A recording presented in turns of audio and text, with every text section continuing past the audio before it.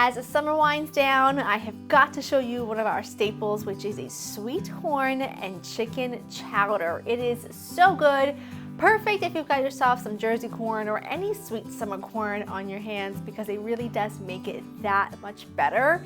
Hi guys, I'm Laura Vitale. Today we're making, as I said, sweet corn and chicken chowder. So good.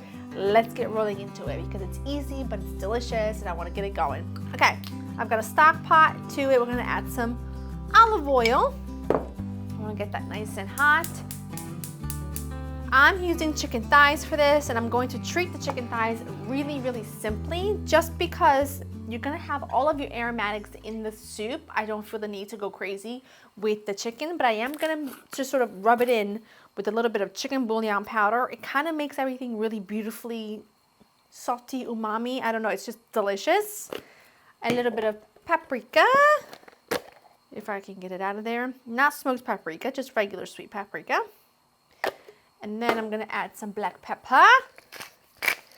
And I'm always gonna use thighs, you know that. Boneless, skinless, so that it's easy, but chicken thighs over breast any single day of the week. It's that much better. And then I'm also gonna do a small pinch of salt, just because even though the bouillon is salty, it's a different layer, it's a different level of salt, you know? And then just like a touch of olive oil to get it all to stick, because you've got the olive oil in there. Give everything a good massage. Get that chicken in your hot stock pot. Just like that. You're just looking to get some color on it. That way it's just gonna provide even more flavor to the base. Let that go until it browns. I put it back on the same plate just because it's not going to be cooked all the way through anyway. We're not going to be eating it raw. Okay, so let's work on the aromatics. The cast of characters you'll need: onion, bell pepper, garlic, celery, sweet corn of your choice. You need 2 potatoes. This is what you're going to have to chop up right now. I'm gonna go ahead and start with my onion, just regular sweet yellow onion. This is gonna provide the most delicious, flavorful bath for your soup. It is going to be dynamite. So I'm gonna start with the onion, and then I'll continue to chop everything else. Chopping up my bell pepper. I've got my onion done, my celery done, my bell pepper done. The garlic will go after these main veggies cook down a little bit, so I don't need to get that chopped up quite yet. My chicken is looking fabulous. I'm gonna get it out of the pan in just 1 second while I finish up my peppers. Beautiful. Lovely, lovely, lovely, lovely. Get the chicken out. It did its job. Developed some good color.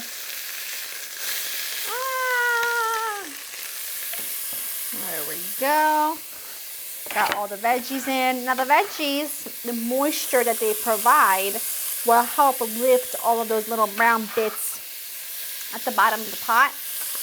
I'm gonna hit that with a little bit of salt just to help draw out the moisture.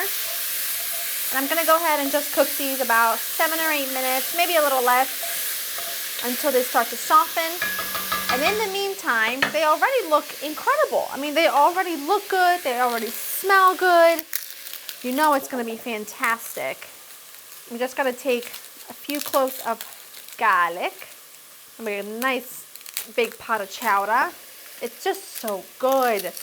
And it reheats beautifully. So why not?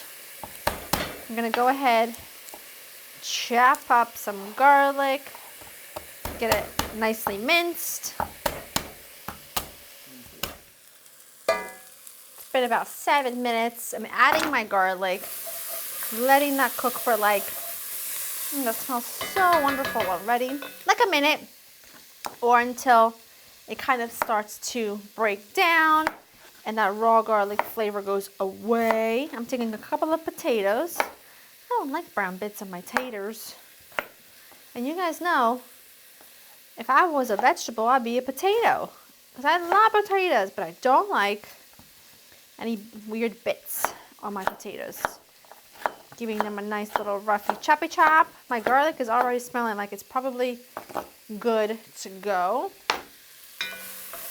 And let's give it like 30 more seconds. I love the smell of celery cooking, and I think it's one of the most underrated vegetables on the planet. I think celery is one of the most underrated vegetables, not only to eat like as a vegetable, but like what it provides to a dish. Like I just think a lot of people will leave it out, but for me, it's kind of a must-have. It's kind of a big deal. I gotta have it. Okay, so I got one potato done. At this point, I'm gonna go ahead and hit it with some butter. I want that butter to melt. It'll take a minute or so, so let's let that melt. Once the butter's melted, add in some flour.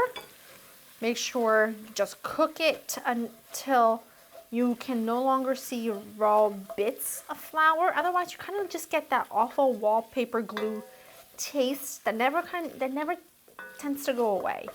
So give it a few minutes, a few seconds really.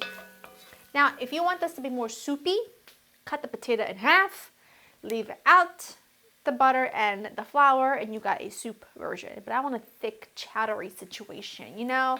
I'm just feeling like a thick chowder situation. Okay, that looks great. Go ahead and add some water, chicken stock, but I'm gonna go ahead and add my powdered bouillon. I need to add a bit more water, so I'll go grab some more water, grab my bouillon, add that right in. Let me just go grab some more water because I don't have a measuring cup any bigger than this one. All right, once all the stock is in, turn this back up, adding my potatoes. Then I'm going to add jalapeno. I'm gonna pierce it, just pierce it. I'm gonna throw it in. This is going to provide you really beautiful, gentle heat. If I were to cut this up and add it in, it would be really spicy, which you can definitely do.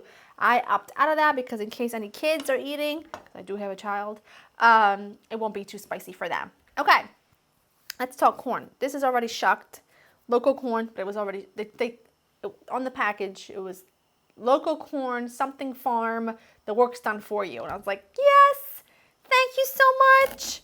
But I am gonna just carefully, as careful as I possibly can, cut it off the cob. Last of the corn kernels, which by the way, if you don't eat raw corn, you're missing out. It's so good. Okay. Now, you can obviously make this recipe with frozen corn kernels, canned. It's not gonna be the same. It's not going to have the same flavor. Be delicious, but not quite the same. It is really worth making with fresh summer corn. Okay, now at this point, we need to add the chicken back in with all its juices because hashtag flavor. It's going to be a big pot. That's okay. We like it that way. And then 2 more things before this simmers and I clean up my disaster. We need a bay leaf, dry or fresh, doesn't matter. I tend to always have dry on hand. And then a small pinch of dry basil. Sounds crazy, but it is divine in here. Absolutely a must. It just kind of, I don't know how to describe it, but it makes it so delicious. Small pinch is all you need. I'm not gonna season it or anything right now until this has come to a boil and simmered for about 45 minutes. And then when it's at that point, before we add our next ingredients, we are going to taste it for seasoning. But right now, it just needs to simmer for about 45 minutes after it comes to a boil. All right, my chowder's been cooking. I actually let it cook for about an hour or so. It is beautiful. I took the chicken out because I have to shred it. I also went ahead and cooked up some bacon. Now, I cook my bacon separately just because I don't want a lot of the grease to get into my chowder. You don't have to. You could just cook it in the beginning and then just reserve it. But I'm just using a slotted spoon to get it all in there. I like to add it at the end anyway because I don't know, I just like it. It just works well for me, okay? Let me live. Look how much fat that bacon rendered. Holy moly, that's a lot. Okay, so we got the bacon in. Now we're gonna go ahead and add the heavy cream. It's a chowder after all. Go ahead and add the whole thing, okay? Nice and thick and gorgeous. Love it. Now I'm gonna bring this back up to temperature, and in the meantime, all I'm going to do is shred the chicken. I took it out and it came to room temperature so that I could handle it. Just cool it enough to handle, and I'm just shredding it with my fingers. Really easy. And then I'm gonna throw it right back in and let everything simmer, and then we are ready to serve. How gorgeous. It's done. It's so fragrant. I took out the jalapeno, I took out the bay leaf. When I go to serve it for dinner, because right now it's just a dinner, pre-dinner snack, I am gonna top it with some fresh parsley and some chives because I think it could definitely stand some freshness. That is it. An extra black pepper, please. Hello? Come on in. Sous chef. Not working hard enough. I can see you. Bye. Oh, bye. Story of my life. She's drinking a smoothie, by the way, for her pre-dinner snack.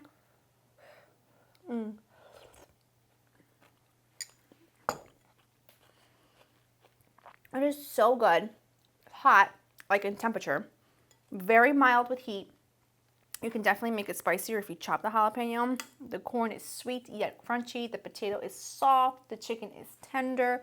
The perfect balance of everything that I love. It's got like sweet and salty, the bacon salty, the sweetness. It's just dynamite. Go to laurainthekitchen.com to get the written recipe. Hope you enjoy spending time with me. I will see you in the next one.